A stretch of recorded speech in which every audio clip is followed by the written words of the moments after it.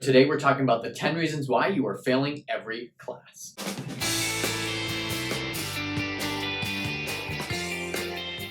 The number one reason why you are failing every class is that you're procrastinating your assignments and waiting until the last minute on all of them. Doing this doesn't let you build any educational momentum. Every new thing you learn and are able to actually take in lets you build on the next item. And every new thing that you don't learn holds you back from progressing in your education. Number two, you're skipping class and not keeping up with your coursework. Just remember, you are paying for this education, and every day you don't go, you're losing money, or at least your parents might be.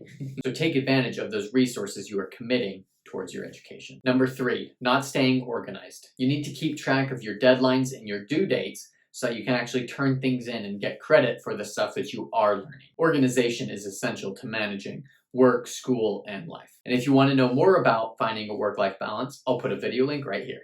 Number four reason you're failing every class is that you're not seeking help from professors and tutors. This is another thing. You're paying for school, so take advantage of all the resources that are available to you. The professors are the one teaching the class, and then they're also there to help students learn the topics. So show some interest, ask some questions, and go to office hours. I know it can seem weird, but I'm telling you, it's totally worth putting in that extra effort. Reason number five is that you're going to class and you're not paying attention. This is almost as bad as not going to class altogether. You know what? It might even be worse. Why? Because when you're in class, your teacher can actually see you. So if he can tell that you're just on your computer watching videos and playing on your phone, then he knows that you're not actually interested, and he's going to be much less likely to help you when you go to office hours or ask questions. So when you go to class, make sure that you're focused on what he's saying and pay attention. If you're playing on your phone, you're going to have to relearn this material anyway. So it's much more time efficient to just sit there and learn it the first time. Number six, you're not taking notes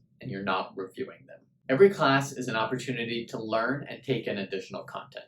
And it's our job as students to take that in, memorize it, digest it, and then be able to apply it and use it in upcoming lectures. Reviewing material is the best way to learn. Something that's really helped me is reviewing at the end of each week all of the content I learned in each of my classes. And what this does is it helps me be exposed to these concepts more often, increasing that volume, which then allows me to learn them faster and better. The more exposure you have to topics, the deeper it sinks in and the easier it will be to actually use. Number seven, not setting goals or creating a study schedule. A calendar keeps you on track and makes sure that every class you take, you're accomplishing everything that you need to. And it also ensures that you don't forget about extra assignments or projects that you're taking on. A schedule keeps you at the proper amount of workload. If you can't fit everything on your schedule, you're doing too many things. And if there's too much room on your schedule, it shows you that there's an opportunity there to do something innovative and exciting with that time. Number eight, not managing time and being easily distracted. So when you are studying, if you spend the whole time checking your phone, checking YouTube, and then checking back to your phone or the birds that are outside,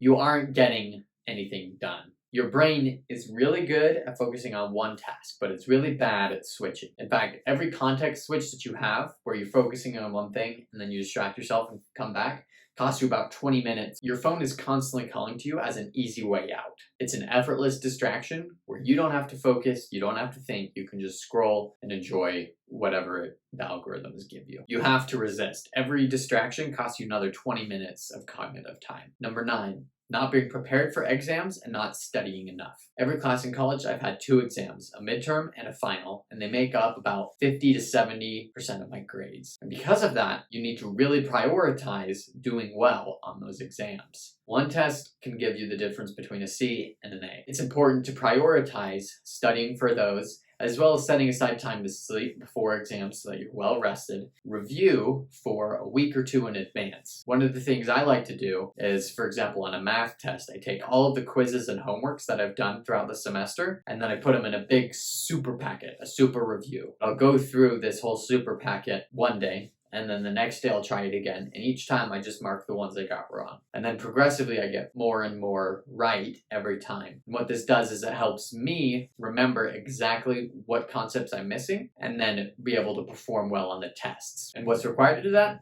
Schedule and time efficiency. Reason number 10 you're failing all your classes is that you're not being resilient. School is hard. Work is challenging, and life can be unpredictable. And that's why it's so important that you keep trying even when things go poorly. In the past, I haven't done as well as I would have liked on some of my projects. And when that happens, it's really easy for me to feel down and sad because I'm very much a high achieving person. But as important as it is to do well on all of your tasks, it's also important to continue even if you don't do well. Because no one shoots 100. No baseball player hits every single pitch that's sent to them. School is challenging, work is demanding, and life is stressful. But you are fully capable of excelling in all of those. Giving up ensures that you fail, and continuing gives you that chance to do well. Don't give up. In conclusion, you need to stay organized, get to class, and spend the time necessary to do well. And when things get hard, don't give up, continue, because you can totally do it. Thanks for watching the video today. If you want to watch more tips for students, I'll put a playlist right here. Otherwise, I'm going to let YouTube recommend a video for you here. And as I am a growing channel, if you liked what you saw today, give me a like, leave a comment, and I'll see you next time. Stay effective.